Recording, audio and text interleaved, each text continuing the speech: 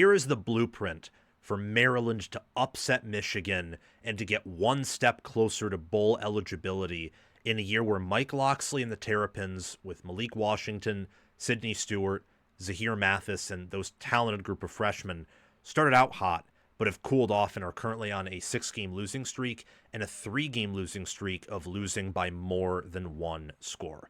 Most important for Michigan here is to make sure they get out healthy and to make sure that they can generate enough offense to get up big on Maryland here. So therefore, what's most important for Maryland is making sure that they can force some turnovers and really put this offense in the same pigeonhole that Purdue and Northwestern were able to.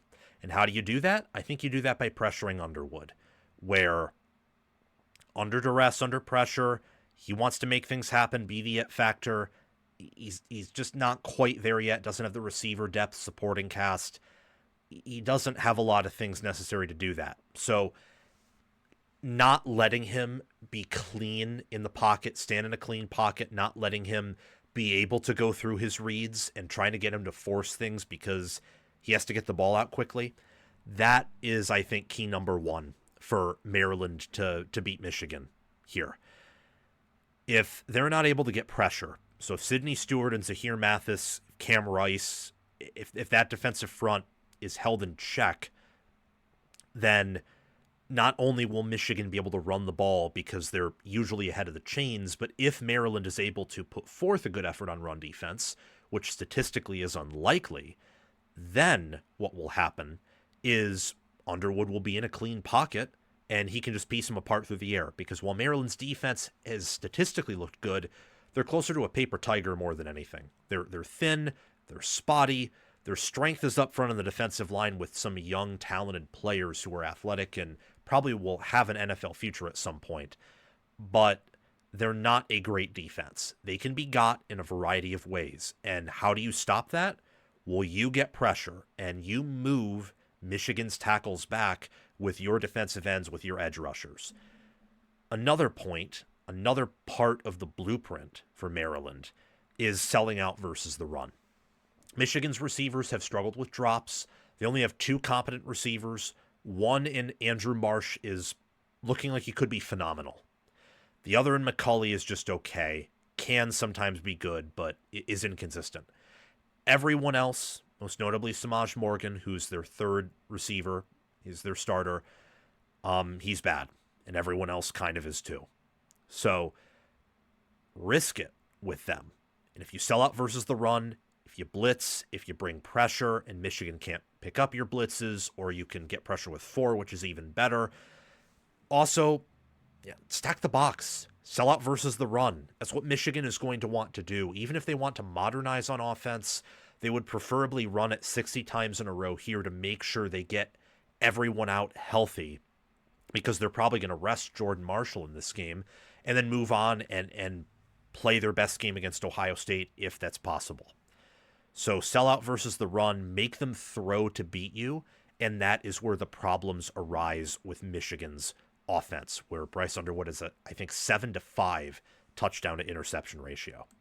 This channel will make you a college football expert and help you enjoy watching games and make more accurate predictions. So what are you waiting for? Like, subscribe, ring the notification bell, comment your thoughts, and watch the video all the way through so that you can get the full package. And check the description and pinned comment for more ways to help yourself and this channel. Throw to run is an important thing to do for Malik Washington, for Mike Locksley, for Pep Hamilton, for that Maryland offense. Maryland's offensive line isn't all that good. They are not great in pass protection, but they are far worse in run blocking. And it's not like Maryland has great running backs either. They could have used Roman Hemby again this year. Happy for Hemby I am, because I think he's in a better circumstance and probably getting paid more. But it just wasn't going to work out. Maryland has to put that money at this point to younger players, as Hemby is a senior this year. Anyway, throw to run. Michigan's secondary is much more gettable than their defensive front. It just is. And you're better at pass blocking than you are at run blocking. I think that Maryland running the ball against any good defensive front is essentially them capitulating. Or maybe trying to keep the defense honest so they can't just tee off and try to get to Malik Washington. But you're fighting for bowl eligibility here and possibly the biggest win of Mike Locksley's career. You gotta do what Dan Campbell does, what Dan Lanning does, what Day and Smart and these other great coaches have done. And you got to take a calculated risk here. And I think throwing to run against a Michigan secondary that is gettable, that is easier to throw on than in prior years, and where Michigan, their pass rush throughout the season has come alive at times, but it isn't as great as the prior 4 pass rushes, I would say, especially the 24, 23, or 21 pass rush. Trust your quarterback to make the right decision, to make the good throws, and maybe you'll come out with a win here. Executing on teams is also important. Michigan has struggled there, so if you execute on teams, you can reliably assume that Michigan will not. And in a close game where you're the home team and the environment will be sleepy because I presume it won't be all that full, you will have a chance to win on teams, which is shocking because Michigan's bread and butter in the past has been good special teams play. But that is not the case with this Michigan team. So making your kicks, making sure to tackle and properly pursue the punt, the kick returner, trying to block the punt, not muffing it, for example, trying to block the kick. Those are all key things in this game. And last but not least, forced turnovers, which is really tied with that first point of pressuring Underwood. Take risks, because without them, you'll lose. If Maryland plays a conservative, safe game, they will not just lose, but Michigan will probably cover. Much like Northwestern, this is a bad matchup for the home team against Michigan. Michigan nearly lost to Northwestern because a lot of their mistakes that they could have corrected.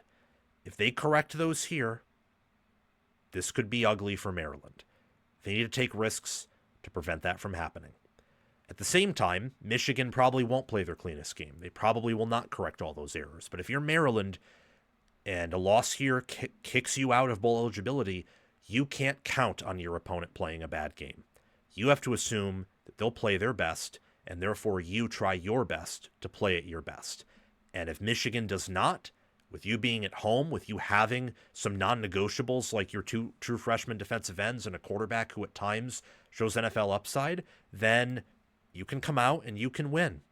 And that's the path, the blueprint for Maryland to beat Michigan, is to get pressure, to sell it against the run so they can get a TFLer here, to get Michigan's offense off schedule. And I don't expect them to score that many points against Michigan's defense, even if Michigan's defense is a bad day, because Maryland's offense is really horrid. But there is enough talent there where if Maryland, I think, takes a throw-first approach, they can get some plays here and there, maybe kick some field goals, maybe score a touchdown here, and make it close enough to where within striking distance to pull off an upset. Thank you for watching. It's my mission on College Football with Sam to make you the most informed, knowledgeable, and entertained fan as possible. We aren't perfect, but we hit the nail on the head more often than we hit our thumb with the hammer. Make sure to like, subscribe, ring the notification bell, comment, and if you're here, you've probably already watched the whole video. So thank you for doing those things.